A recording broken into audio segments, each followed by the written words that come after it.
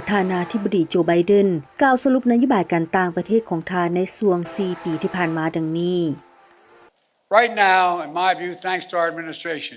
ปัจจุบันนี้ในทัศนะของข้าพเจ้าขอบใจการบริหารของพวกเฮา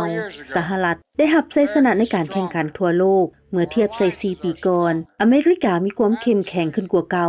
บรรดาพันธมิตรของพวกเฮาเข้มแข็งขึ้นกว่าเก่า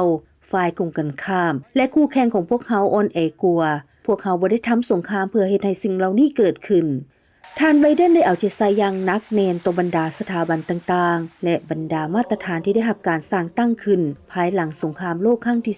2ท่านได้อ้างถึงการขยายตัวขององค์การเนโตเป็นตัวอย่างโดยกล่าวว่ากลุ่มรักษาความปลอดภัยข้ามมหาสมุทรแอตแลนติกขัดขวางแผนการของประธานาธิบดีรัสเซียท่านวลาดิเมียร์ปูตินที่มีแผนจะกลืนกินยูเครนที่เป็นประเทศเพื่อนบ้าน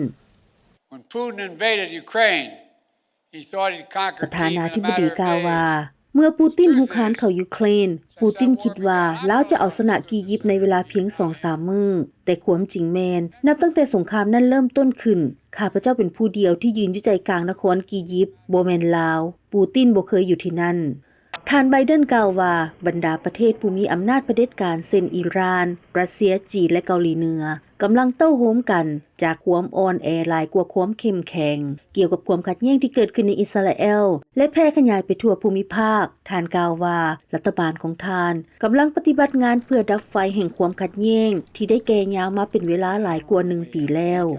ท่านไบเดนได้กล่าวถึงเวียกงานของท่านเกี่ยวกับการแลกเปลี่ยนนักโทษครั้งใหญ่ที่สุดในประวัติศาสตร์ของยุคสมัยในปีที่ผ่านมาและอยู่ทำเนียบขาวในช่วงเศร้าของมื้อนั้นที่ปรึกษาด้านความมั่นคงแห่งชาติของท่านได้ชี้ให้เห็นถึงความคืบหน้าเกี่ยวกับการปล่อยตัวประกันที่กลุ่มฮามาสจับไว้มาเป็นเวลาหลายกว่า1 ปี We think those details are on the brink of being fully hammered ท่าน out. จิกซูลิวานกล่าวว่าพวกเขาคิดว่ารายละเอียดต่างๆเหล่านั้นแม้นใกล้สำเร็จสมบูรณ์แล้วและทั้งสองฝ่ายมีสิทธิ์ปิดข้อตกลงดังกล่าวนี้บ่ว่าพวกเขาจะไปจากจุดที่พวกเขาอยู่ในปัจจุบันนี้เพื่อสิ้นสุดลงอย่างแน่นอนก็ตามอีกหลายชั่วโมงและหลายมื้อข้างหน้าจะเป็นผู้บอกพวกเขาเองบรรดานักวิเคราะห์กำลังเบิ่งไปข้างหน้าสำหรับการส่งมอบอำนาจของประธานาธิบดี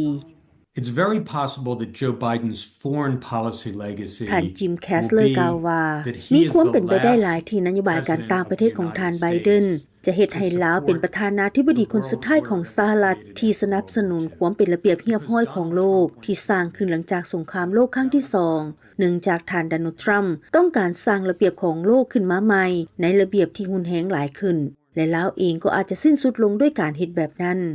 ท่านแอนดรูว์เพนอาจารย์สอนด้านนโยบายการต่างประเทศและความปลอดภัยอยู่ที่มหาวิทยาลัย City St. George ของลอนดอน This was Biden's attempt to say that diplomacy was back ท่าน and กล่าว that ว่า he นี่ will เป็น have ความ a พยายามของ lasting ท่านไบ imprint เดน on ที่จะเว้าว่า US foreign การ policy ทูตแมน when กลับ the คืน stories มา look แล้ว back. และกล่าวตื่มว่าท่านจะแสดงให้เห็นนโยบายการต่างประเทศของสหรัฐที่ยืนยงนี้แต่เมื่อนักประวัติศาสตร์เบิ่งย้อนหลังคืนไปแท้จริงแล้วข้าพเจ้าคิดว่าวิธีการที่นักประวัติศาสตร์จะจดจำท่านอาจจะถูกกำหนดโดยสิ่งที่จะเกิดขึ้นในต่อหน้าหลายกว่าการดำรงตำแหน่งของท่านไบเดนจะสิ้นสุดในวันที่20มังกรนี้ทิพย์สุดา